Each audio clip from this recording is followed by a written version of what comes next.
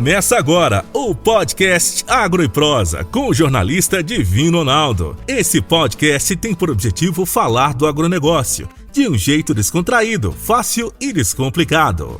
Com vocês, Divino Ronaldo e o Agro e Prosa.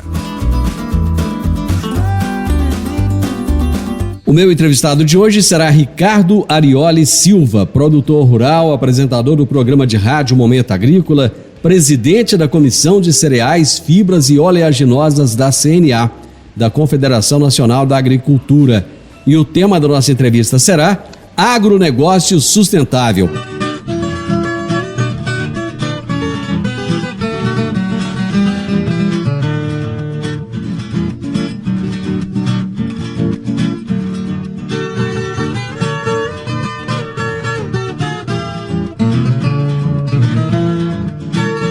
Ricardo Arioli, prazer receber você aqui no Morada no Campo. Boa tarde, Divino Ronaldo, boa tarde aí aos radioespectadores, né? E aos ouvintes, claro, né? Então, é uma satisfação estar participando aí do programa Morada no Campo, um programa de Rio Verde, Goiás, e pega toda a região. Nós já tivemos propriedade em Jataí, ali pelos anos 81, 82, entre Rio Verde e Jataí. Conheci a região nessa época, a gente sabia que ia virar uma potência, sem dúvida nenhuma virou, né? Uma potência do agro, é uma das referências mundiais do agronegócio aí, a produção agropecuária dessa região de vocês.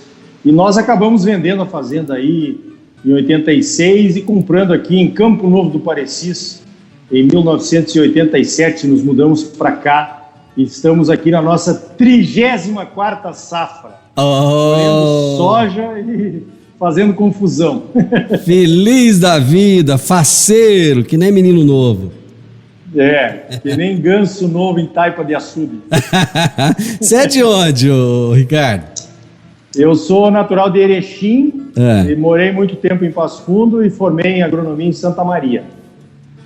Legal. E quando foi que você veio aqui pro Centro-Oeste? Então, quando eu estava me formando na agronomia, meu pai era produtor aí no sul, né? Ali naquela região perto de Erechim, ali Campinas do Sul. Ele plantava o que lá? E o pai plantava soja, trigo, milho de vez em quando, né?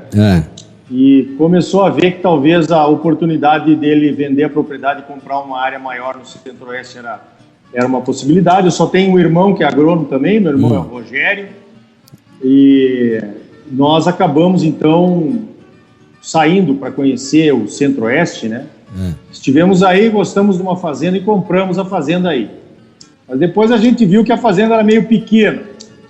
A gente, naquela época, tinha 21 anos. Qual que era o tamanho da fazenda? Qual que era o tamanho da fazenda aqui? A fazenda eram 700 hectares. Era o dobro da fazenda que o pai tinha no sul. Mas mesmo assim, a gente viu que nós tínhamos, na verdade, perdido a oportunidade de comprar uma área maior aí. A gente é muito novo, também não conhece certas coisas.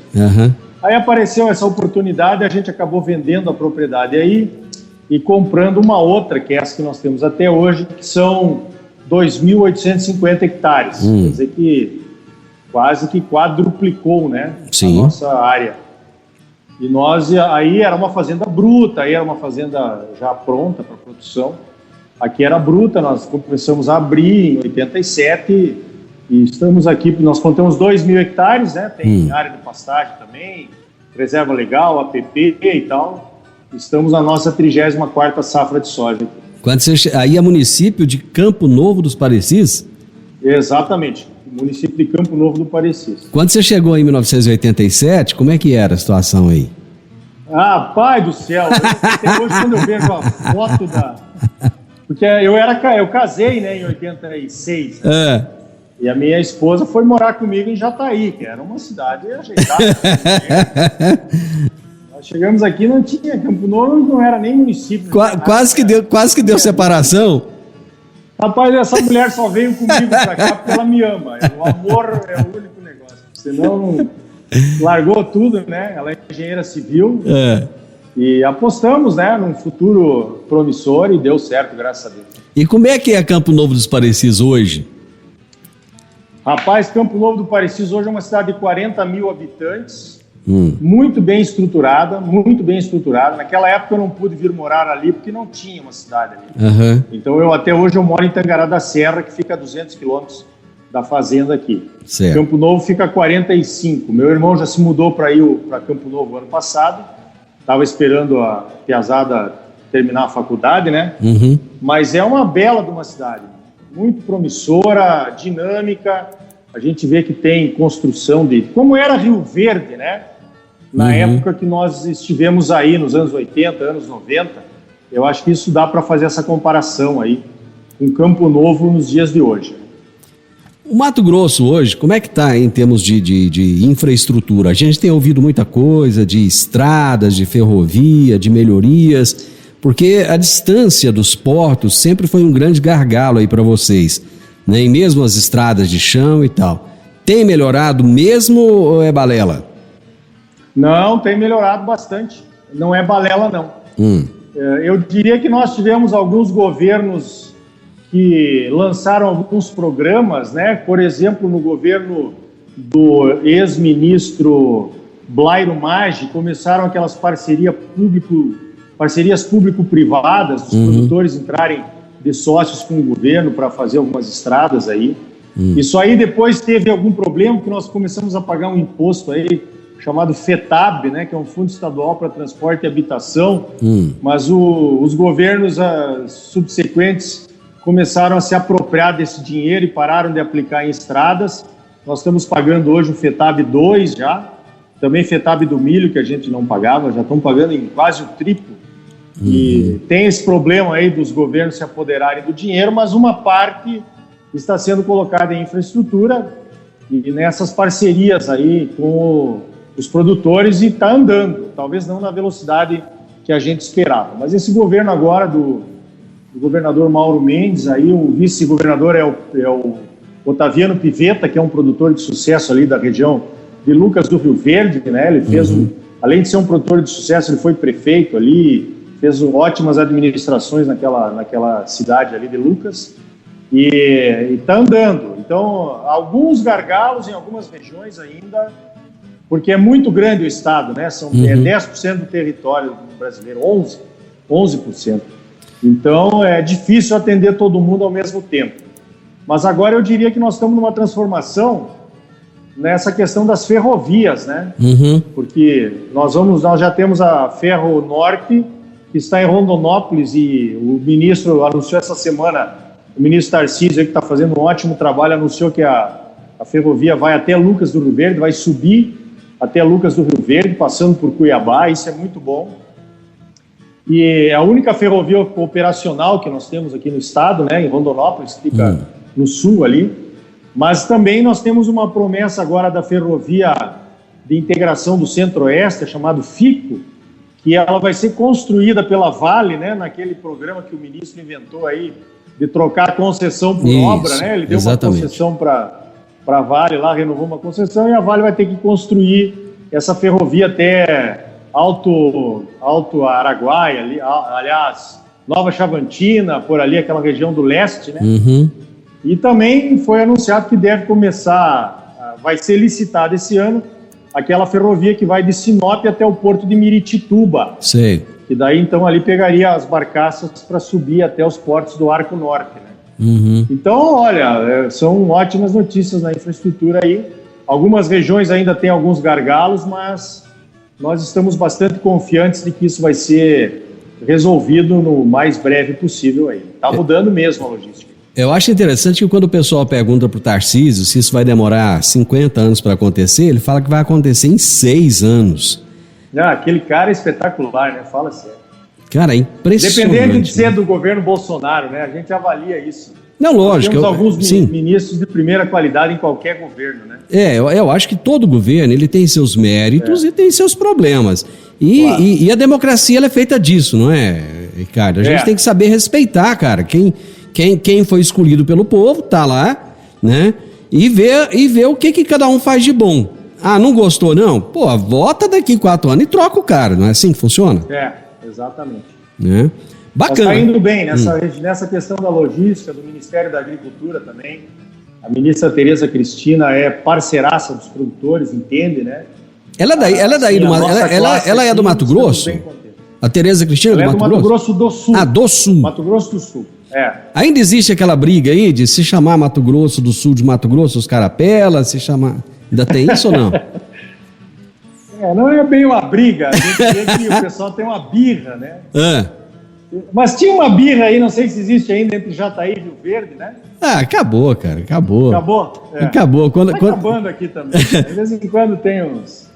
O cara tira uma casquinha aí e tal, mas na verdade, os dois estados, assim como Goiás, né? Estados que estão realmente fazendo a diferença para o Brasil, né? Na economia, no agronegócio. Então, muito bom. Sabe o que eu acho legal nisso tudo, cara? Daqui a pouco nós vamos entrar no nosso assunto. Nós vamos prosear. Esse programa aqui é de prosear. Vamos proseando.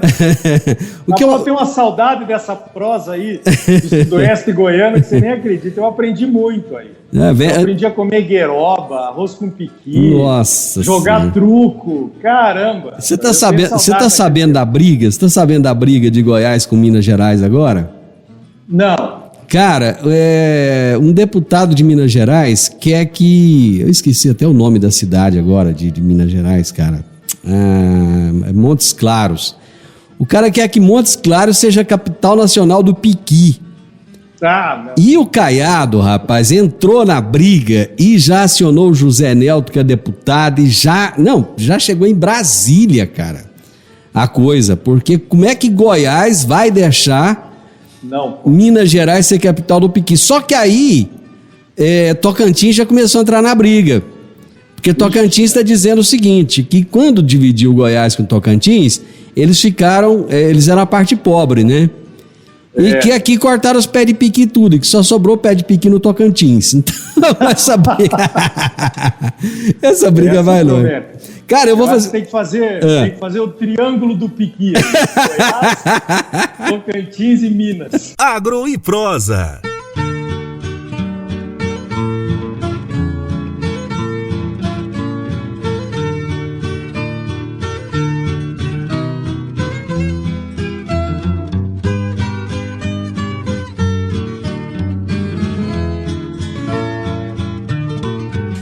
Ricardo, fala um pouquinho do seu programa, Momento Agrícola. Esse programa, ele é diário, ele é semanal, como é que é? Então, é um programa semanal, né? Eu comecei fazendo um programa ao vivo na Rádio Tangará, onde eu moro, né? Faz tempo já, isso foi em 95, meu Deus do céu. E um programa, então, semanal, diário ao sábado, aliás, semanal ao vivo aos sábados, né? Das 7 às 9. E aquilo, peguei gosto pelo negócio e depois, então, em 2015, a gente viu que dava para fazer um programa gravado para mandar para outras rádios de interesse do estado aqui.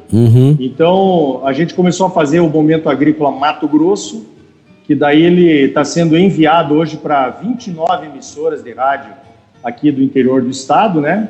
E... também é semanal, e uma rádio lá de Luiz Eduardo Magalhães, que também passa o Momento Agrícola na segunda-feira lá. Cara, você tá virando celebridade, então. Não, o trem tá ficando bom, cara.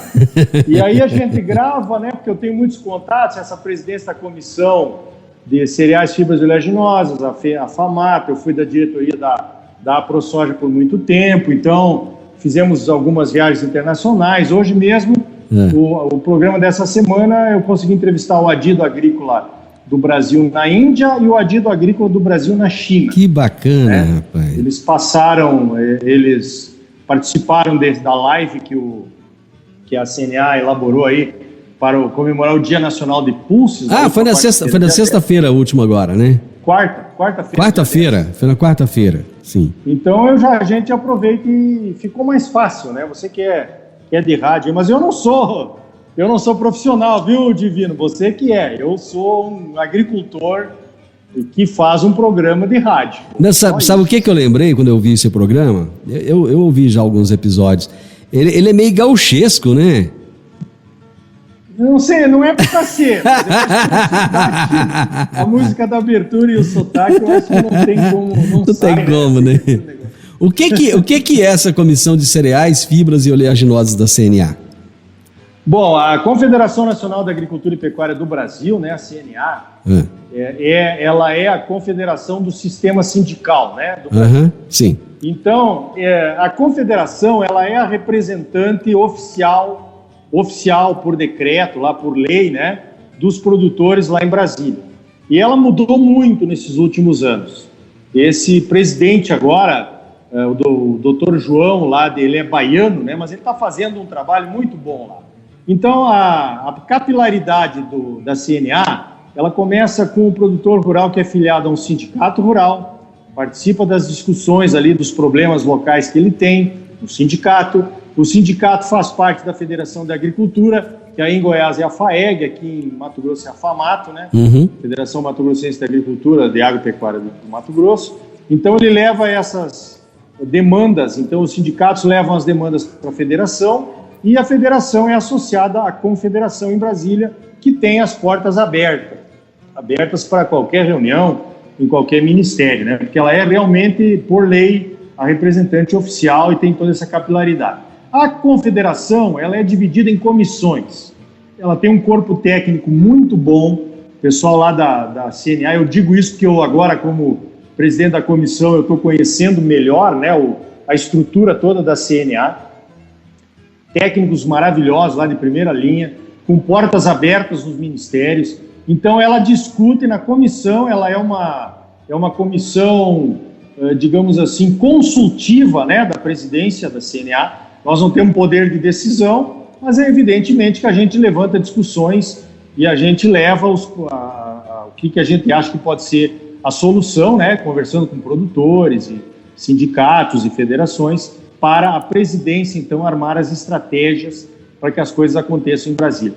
Agora mesmo a questão dos pulses, nós estamos vendo aí, por exemplo, o produtor está tendo problema com semente de pulses, porque as sementes não têm origem. Né? Explica para o pessoal, tem muita gente que ouve o programa que gosta do programa, mas não é ligado ao agronegócio. Explica assim, em poucas palavras, o que são os pulses, só para o pessoal entender. Sim, verdade. Os pulses são aqueles grãos de leguminosas que a gente consome. Por exemplo, a lentilha, os feijões, a ervilha, o gergelim, o grão de bico, isso tudo são pulses. É o nome internacional para esses grãos de leguminosas, né? Normalmente que a gente consome no dia a dia. E que pode exportar, né? Porque a Índia, por exemplo, é um grande consumidor de pulses. Grão de bico, feijões, feijão mungo, feijão calpi, feijão, enfim, né, tem vários tipos de feijões aí que a gente pode produzir e exportar, principalmente segunda safra. Então agora, por exemplo, nós temos um problema de semente desses feijões, que normalmente as sementes não são registradas, tem que trabalhar nisso. Tem problema de produtos defensivos agrícolas, que às vezes não são registrados para os pulses, né, pelas empresas, porque elas não têm muito interesse, porque não é uma cultura de produção expressiva, mas aí o cara tem que controlar uma lagarta e o produto não está recomendado, não pode tirar o receituário. Então é nisso que a CNA está trabalhando agora, em conjunto com os produtores e com o Ministério da Agricultura, ok? E isso está dentro da sua comissão?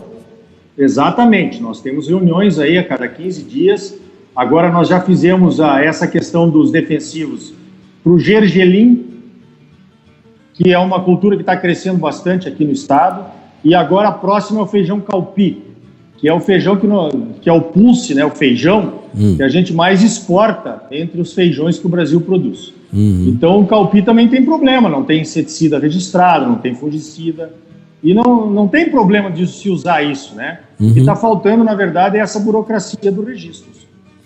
E hoje, com o programa de rádio, mais a Confederação da Agricultura, você ainda tem tempo de ser produtor rural? É uma boa pergunta, mas o meu irmão, o Rogério, é ele que toca a fazenda. Ah, é? Certo? É ele que toca, ele toca muito bem. Então eu procuro, agora eu estou vindo mais seguido aqui por conta do distanciamento social e tal, né? Estou ficando mais aqui, acompanhando mais de perto. Evidente que eu participo das decisões, mas o dia a dia da fazenda é ele que toca, porque realmente não daria tempo. Agro e Prosa, falando do agronegócio de um jeito descontraído, fácil e descomplicado.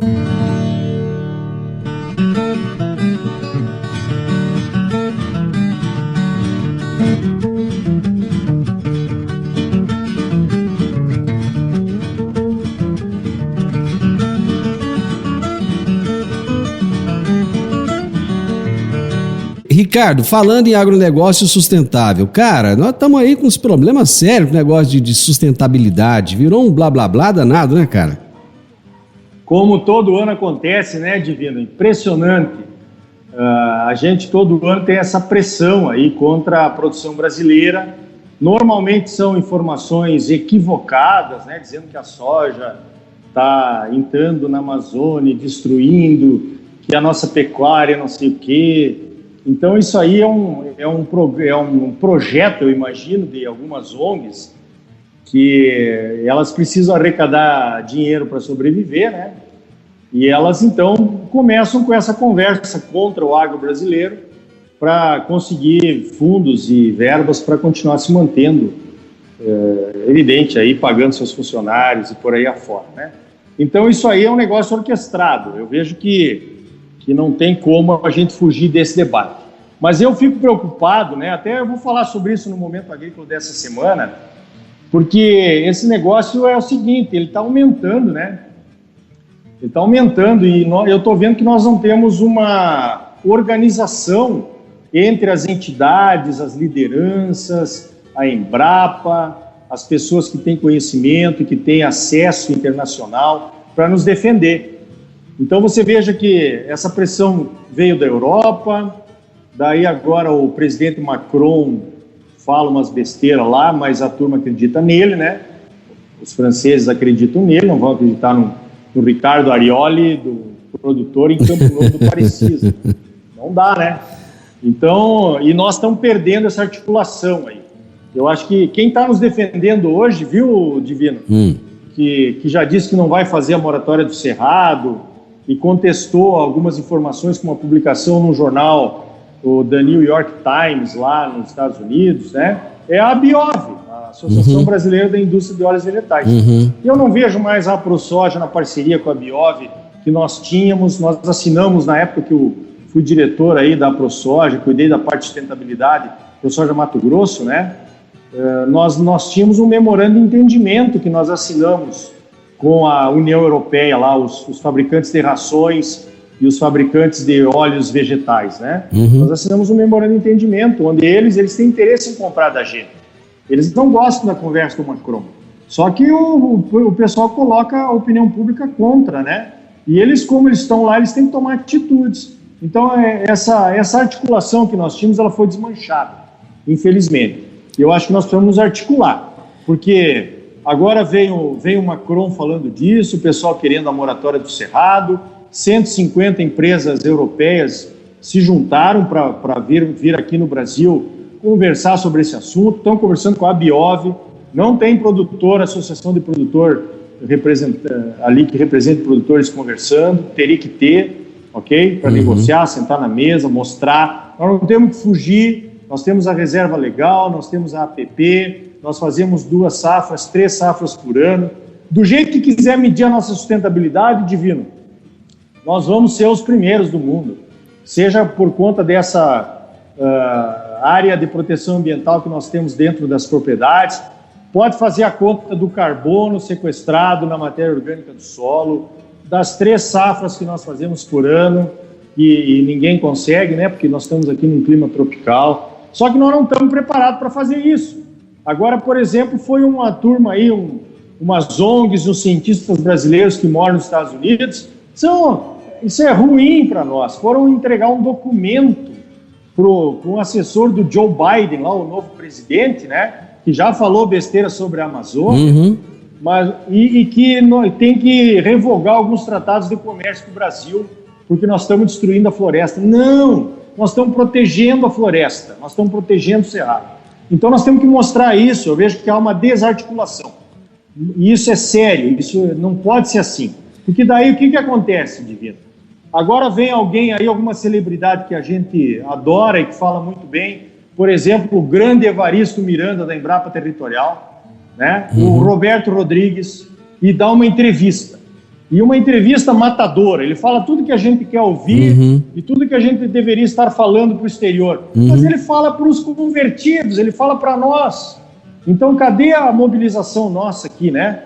Das entidades com a Embrapa, para a gente levar essa mensagem lá para fora. soja pode ser carbono neutro, nós estamos discutindo isso na comissão da CNA também, pode ser de baixo carbono, nós temos que ter um selo aí da sustentabilidade brasileira, com urgência, porque se nós não contar nossa história, Divino, quem está contando é o Greenpeace, né? Você sabe o que é ruim? Vendo a porcaria que está saindo o negócio. O ruim disso tudo, cara, é ter exatamente brasileiro trabalhando contra o país. Porque você, por exemplo, nós temos o Macron, nós temos europeus, temos americanos falando, é uma coisa. Outra coisa é você ter o cara que sai daqui, muitas vezes para morar lá fora, para ter um padrão de vida altíssimo e para falar mal. Como fez o Paulo Coelho, né? O Paulo Coelho ano passado andou falando um monte de titica lá. E aí você olha e fala assim, gente, esse cara ele tem voz, ele apesar que o cara nem vem aqui no Brasil, nem sabe o que é a Amazônia, né? Mas geralmente quem fala da Amazônia não tem a mínima noção do que está falando. Não tem. Esse é o grande problema. Como é que você vê essa troca aí do Trump pelo Biden? Cara, então, os produtores americanos estavam gostando mais do Trump, né? Mas o Biden também vai ajudá-los, né? Com essa guerra com a China aí, vamos ver o que vai acontecer. Nos beneficiou bastante, os produtores americanos continuaram numa boa porque ganharam uma ajuda do governo lá, o governo americano, o agro não representa pouco, né? No PIB americano, porque nos Estados Unidos é serviços, empresas, né? Tipo Google, Apple, essas coisas aí, indústria, comércio, o agro é o terceiro. Então, para dar uma ajuda para os produtores não é difícil lá para os Estados Unidos.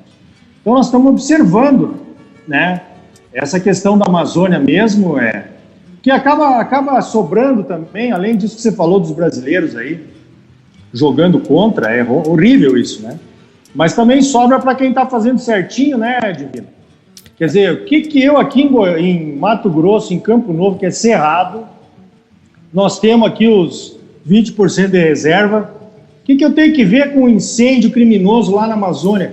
Não, você imagina o cara, você imagina o seu parente que está lá no Rio Grande do Sul, que nunca nem veio no Mato Grosso.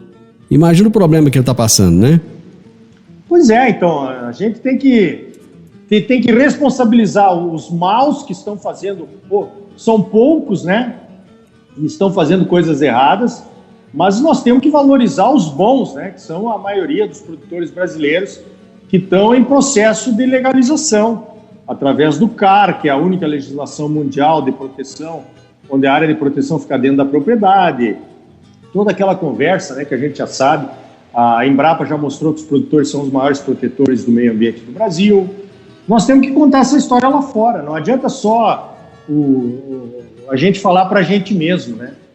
Senão não chega a mensagem lá. Agora é interessante, você falou aí do Macron, na semana passada o Carrefour adotou um parque, aquele programa lá do Ricardo Salles, que o Bolsonaro fala muito dele, quem está falando mal que venha, que adote um parque e tal. Enfim, o Carrefour, que é francês, parece que é a primeira empresa internacional aí a adotar um parque. Eu acho que ele vai entrar com 4 milhões de euros anualmente, vai entregar esse dinheiro para o governo, né, para o governo fazer a administração desse parque.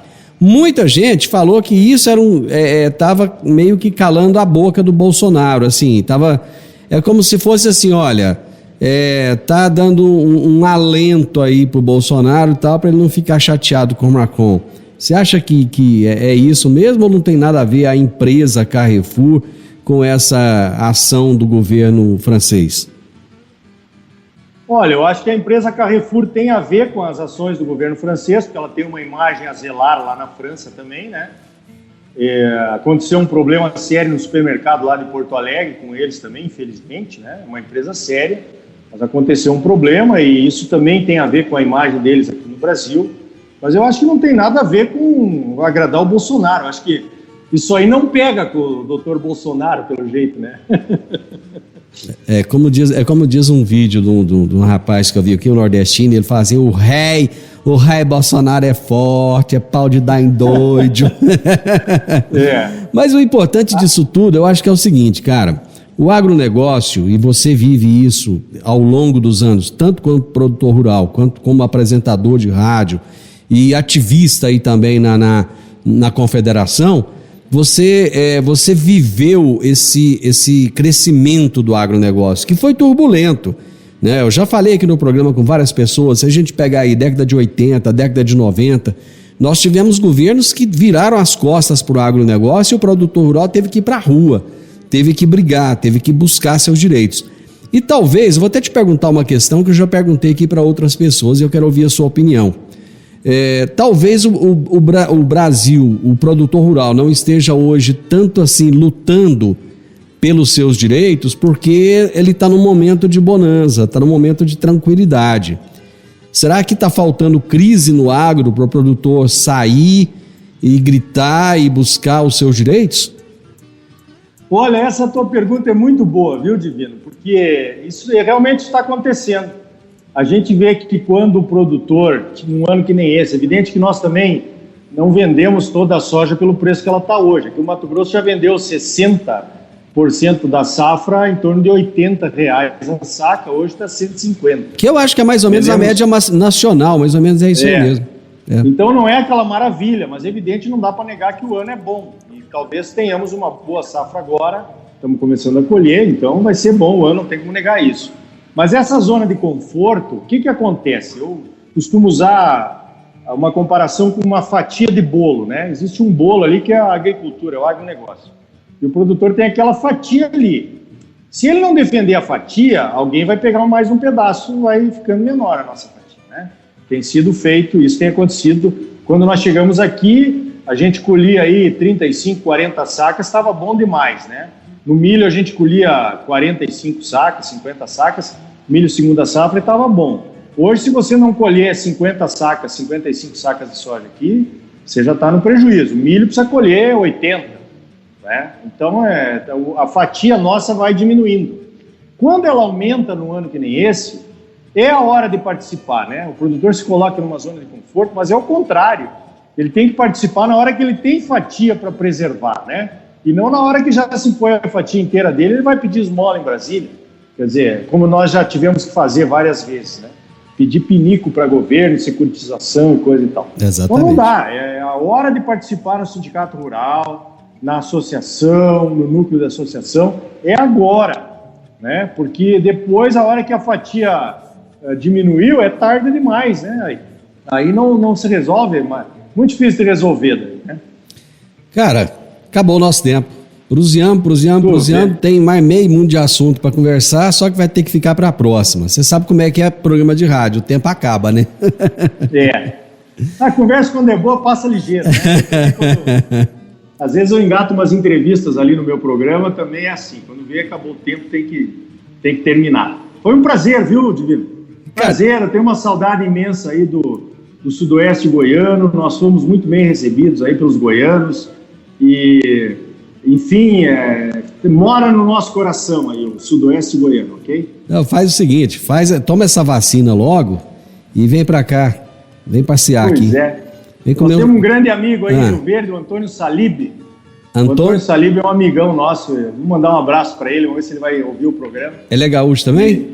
Ele é gaúcho. Pois nós estamos devendo uma visita para ele aí, ele está devendo uma visita para nós aqui. Não, então você vai fazer o seguinte, você vai combinar com o seu Antônio, ele toma vacina, você toma vacina, ele prepara um fogo de chão lá e nós vamos todo mundo.